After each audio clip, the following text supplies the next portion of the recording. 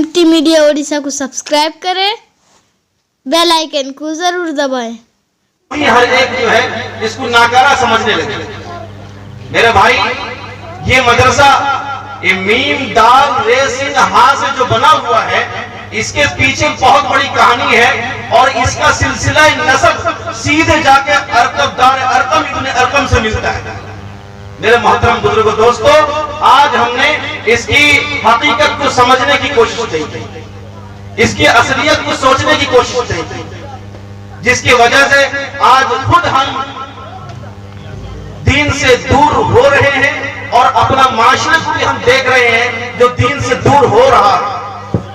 अगर हकीकत हमारा माशरा मदरसे से जुड़ा होता, उलमा से जुड़ा होता, अल्लाह वालों से जुड़ा होता, जो आज हम अपने माशरे के अंदर फसाद देखते हैं, ये नजर नहीं आता।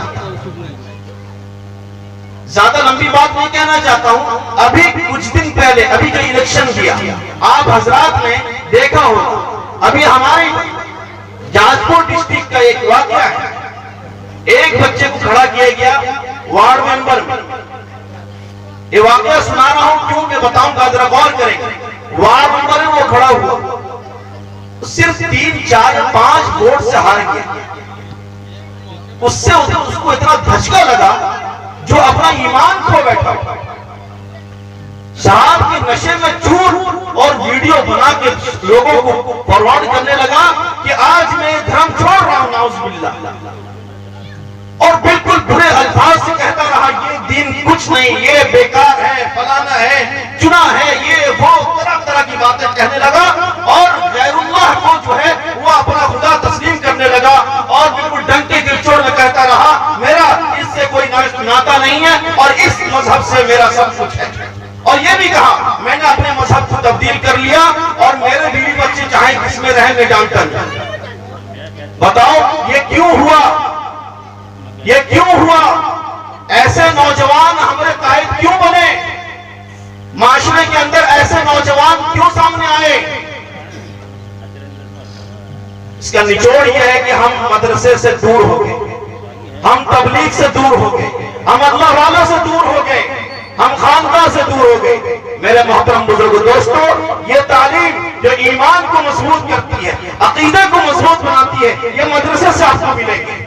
और बचपन से जब बच्चा मदरसे में पढ़ लेगा, उसके बाद आप डॉक्टर बनाए, उसके बाद कलेक्टर बनाए, उसके बाद आप इंजीनियर बनाए, कुछ भी बना सकते हो बनाए, लेकिन ईमान और अकायद की मजबूती के लिए पहले इब्तिदाई तालीम से आरास्ता करें, मदरसे से जोड़ें।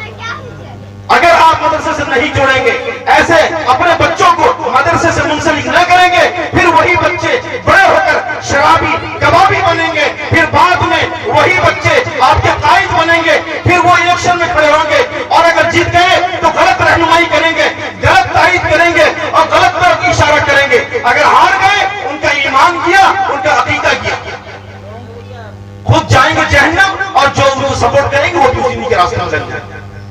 मेरे मोहतरम बुजुर्गों, दोस्तों, ये सामने हमारे वाक़े हैं।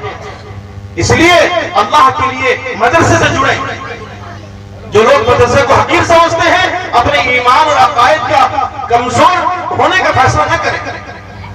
मेरे मोहतरम बुजुर्गों, दोस्तों, ये है मदरसे के तालिब इल्म और ये है मदरसे का देन। उसके बाद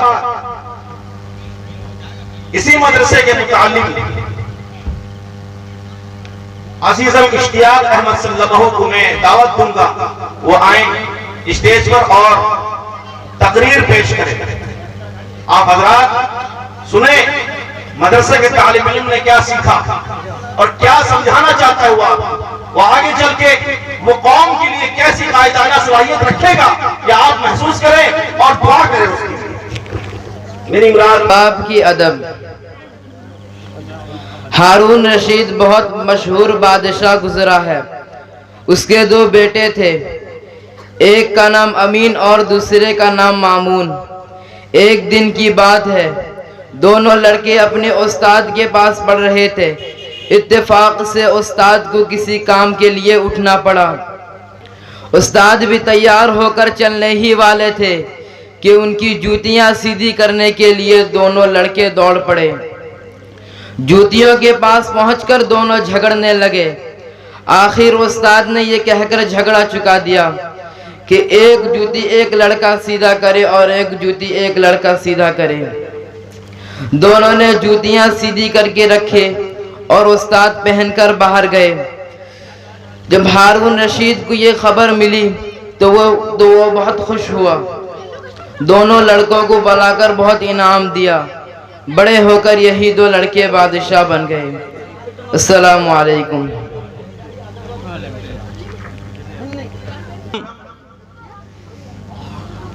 ये मदरसे के तालिब इल्म आज आपके सामने हैं, कल ये उम्मत के रहनुमा बनेंगे, ये रहबर बनेंगे। और मेरे मोहतरम बुजुर्गों दोस्तों, जब ये कुछ कलिमात पेश करें, आप माशाअल्लाह सुबहान अल्लाह कहकर इनकी दिलजोई करें, हौसला अफजाई करें। जो आज आपके सामने फटे पुराने कपड़े में सामने हैं, और यही तलबा आते हैं मदरसे में जिनके नाक में नेटा बहता रहता है, और यही तलबा मदरसे आते हैं जिनके घर में बेचारों की रोटी नहीं होती है। मेरे मोहतरम, ये रोना है उम्मत का। हमने अच्छे मटेरियल को कहीं और दिया, और जो खराब मटेरियल थे उसको अल्लाह उसके रसूल के तरफ भेज दिया। फिर हम शिकवा करते हैं कि फला मौलवी ऐसा कर दिया, फला मौलाना ऐसा कर दिए। जरा आप सोचें, आपका मटेरियल जैसा होगा, प्रोडक्शन आपका वैसे ही होगा। फिर भी अल्लाह का करम है, ये मदरसे वाले, इस मदरसे का असातिज़ा, यहां के जिम्मेदार, मोहतमिम मदरसा किस खुश उसलूबी से, किस तरह मेहनत करके इनको सांचे में ढालते हैं, इनको संवारते हैं और उनको वो बनाते हैं जो फिर बाद में अल्लाह का वली बन के निकलता है।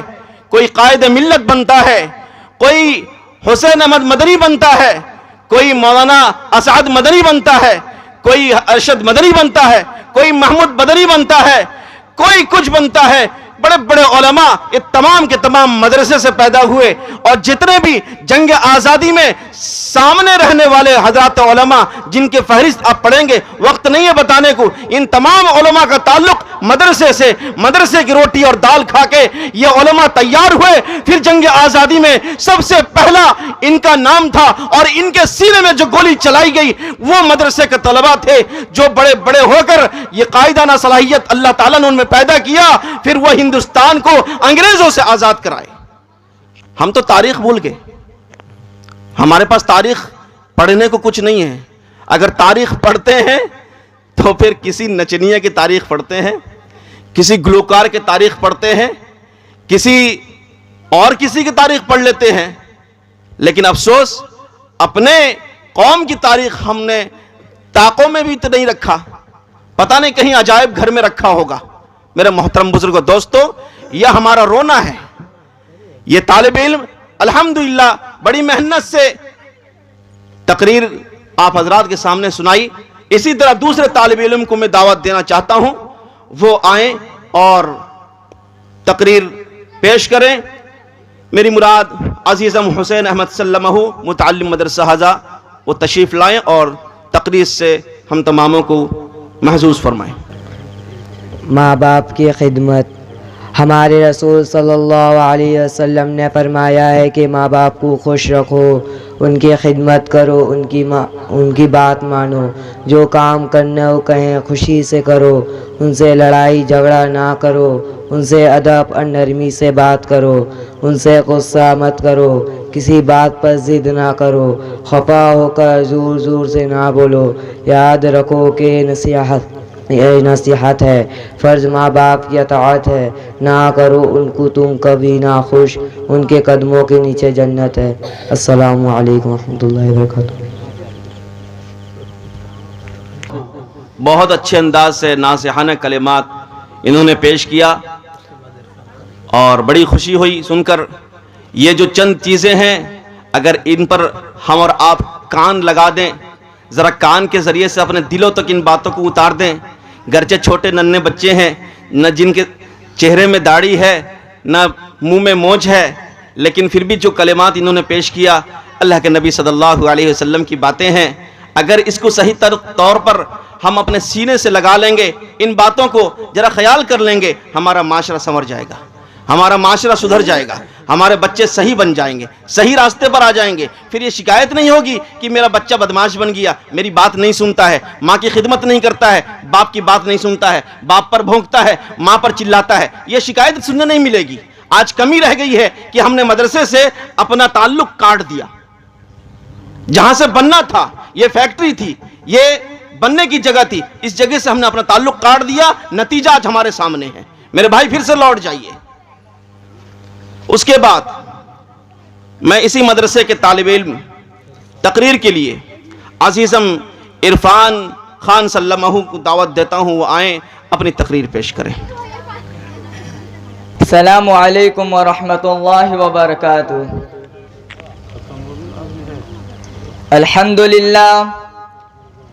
अल्हम्दुलिल्लाह व सलामुन अला इबादिहि अल्लज़ीना इस्तफ़ा अम्मा बअद फ़अऊज़ु बिल्लाहि मिनश शैतानिर रजीम बिस्मिल्लाहिर रहमानिर रहीम इन्ना नहनु नज़्ज़लना ज़िक्रा व इन्ना लहू लहाफ़िज़ून सदक़ल्लाहुल अज़ीम।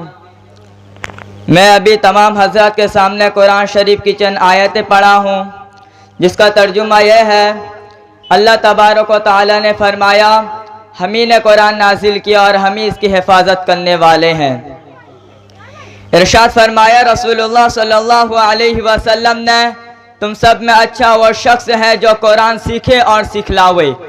इरशाद फरमाया रसूलुल्लाह सल्लल्लाहु अलैहि वसल्लम ने, तुम में से कोई शख्स मदरसा में जाकर कलामुल्लाह शरीफ की 2 आयतें क्यों ना सीख ले, इसके लिए 2 ऊँटों के मिलने से ज़्यादा बेहतर है, और 3 आयतें 3 ऊँटों से और 4 आयतें 4 ऊँटों से ज़्यादा बेहतर है, और उनके गिनती के बराबर जितने ऊँट हो उन सब से वो आयतें बेहतर है। जिसकी वजह जाहिर है, ऊँट तो दुनिया ही में काम आते हैं और आयतें दोनों जहां काम आते हैं। और ऊँट का नाम मिसाल के तौर पर लिया गया क्योंकि अरब ऊँटों को बहुत चाहते थे, वरना एक आयत के मुकाबिला में भी सारी दुनिया की कोई हकीकत नहीं। इस हदीस में मालूम हुआ कि अगर किसी ने पूरा कुरान भी ना पढ़ा हो, थोड़ा ही पढ़ा, उसको भी बड़ी नेमत हासिल हो गई। इरशाद फरमाया रसूलुल्लाह सल्लल्लाहु अलैहि वसल्लम ने, जिसका कुरान खूब साफ हो वह दर्जे में फरिश्तों के साथ होगा। जो बंदों के आमाए नामा लिखने वाले इज्जत वाले और पाकी वाले हैं। और जो शख्स कुरान पढ़ता हो और उसमें अटकता हो और उसको मुश्किल लगता हो तो उसको 2 सवाब मिलेगा। 2 सवाब इस तरह से कि एक सवाब पढ़ने का और एक सवाब इस मेहनत का कि अच्छी तरह चलता नहीं मगर तकलीफ उठाकर पढ़ता है।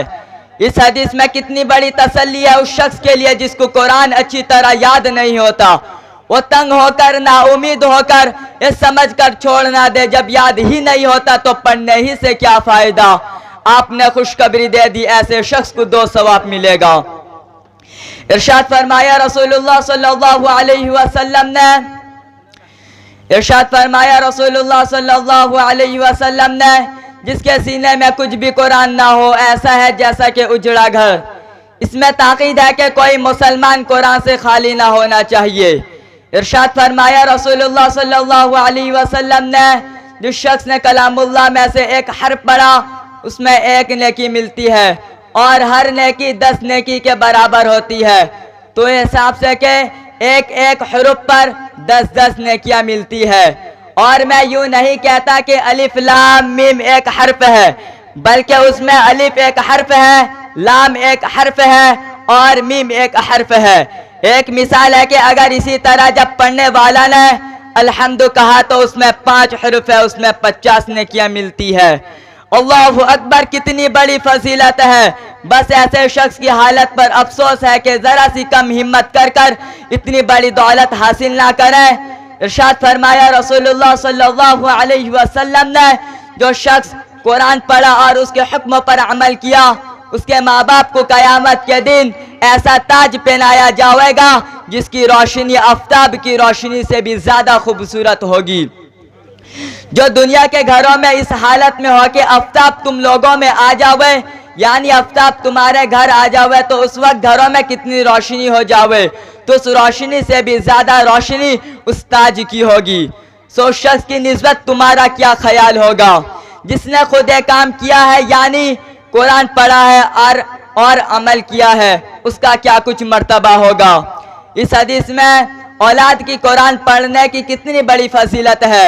सो सब मुसलमानों को चाहिए कि औलाद को ज़रूर कुरान पढ़ाएं और लड़कों को भी। अगर कारोबार में पूरा पढ़ाने की फुर्सत ना हो, जितना हो सके पढ़ाओ, और अगर हिफ्ज़ ना करा सके नाज़रा ही पढ़ाएं, और अगर हिफ्ज़ कराने की तौफीक हो तो सुबहान अल्लाह, इसकी और भी फजीलत है। अल्लाह ताला कहने सुनने से ज़्यादा अमल करने की तौफीक अता फरमाए। आमीन या रब्बल आलमीन। खूब बहुत अच्छे अंदाज से इन्होंने मुख्तसर और जामे बात पेश की।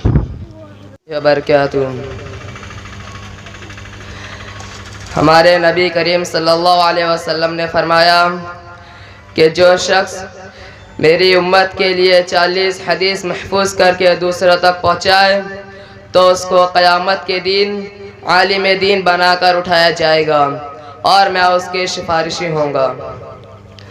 हदीस नंबर 1, अल इल्म नूर, इल्म रोशनी है। हदीस नंबर 2, अस्सब्र दियाउन, सबर उजाला है। हदीस नंबर 3, अल मुस्लिम अखुल मुस्लिम, मुसलमान मुसलमान का भाई है। हदीस नंबर 4, अद्दीन नसीहा, दीन खैर ख्वाही का नाम है। हदीस नंबर 5, अस्सौम जुन्ना, रोज़ा ढाल है।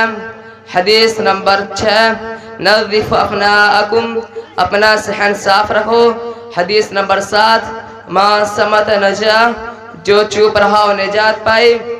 हदीस नंबर 8, मा ज़हिका ज़हिका, जो किसी पर हंसेगा क़यामत के दिन उस पर हंसाया जाएगा।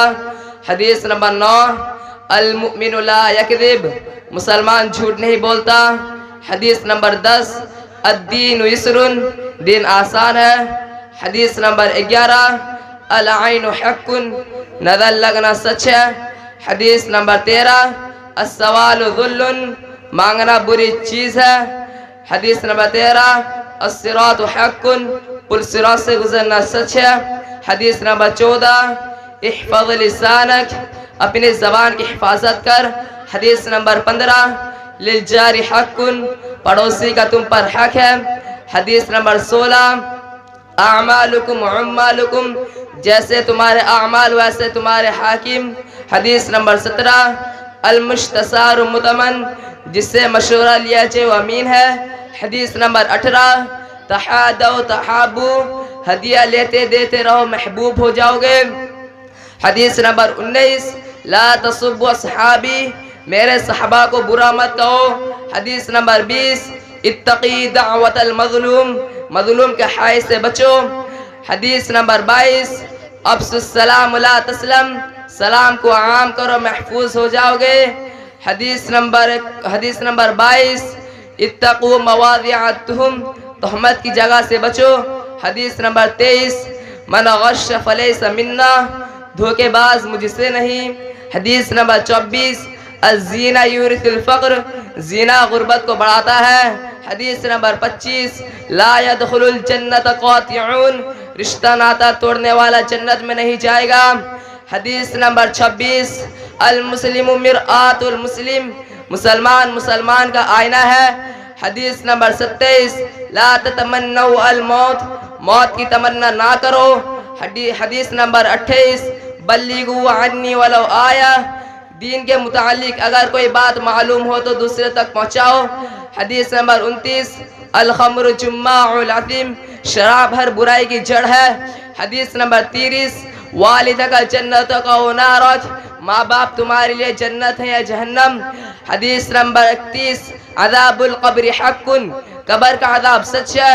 हदीस नंबर 32, अल कुरान हुज्जतु लका व अलैक, कुरान तुम्हारे हक में गवाही देगा या तुम्हारे खिलाफ। हदीस नंबर 34, अल गीबतु अशद्दु मिनज़ ज़िना, चुगलखोर सीना से भी ज्यादा बुरी चीज है। हदीस नंबर 34, कुर्वतु आइन फी सलाह, नमाज मेरी आंखों की ठंडक है। हदीस नंबर 35, सूरुल मुमिन शिफाउन, मोमिन का झूठा शिफा है। हदीस नंबर 36, हदीस नंबर 36, मल्ला यरहम ला यरहम, जो किसी पर रहम ना करेगा कयामत के दिन उस पर रहम ना किया जाएगा। हदीस नंबर 37, अल मुस्लिम मिरातुल मुस्लिम, मुसलमान मुसलमान का आईना है। हदीस नंबर 38, बल्लिगो अन्नी वलो आया, दीन के मुतालिक अगर कोई बात मालूम हो तो दूसरे तक पहुँचाओ। हदीस नंबर 39, अल जिहाद मादिन इला यौमिल क़ियामा, जिहाद क़यामत तक चलता रहेगा। हदीस नंबर 40, सबाबुल मुमिनु फुस्क़ु व क़ितालुहु कुफ्र, मोमिन को बिरा कहना फिस्क है और उसको नाहक मार डालना कुफ्र है। अस्सलामु अलैकुम। माशाल्लाह, बहुत। अगर वीडियो अच्छी लगी तो लाइक करें और तमाम दोस्तों को शेयर करें।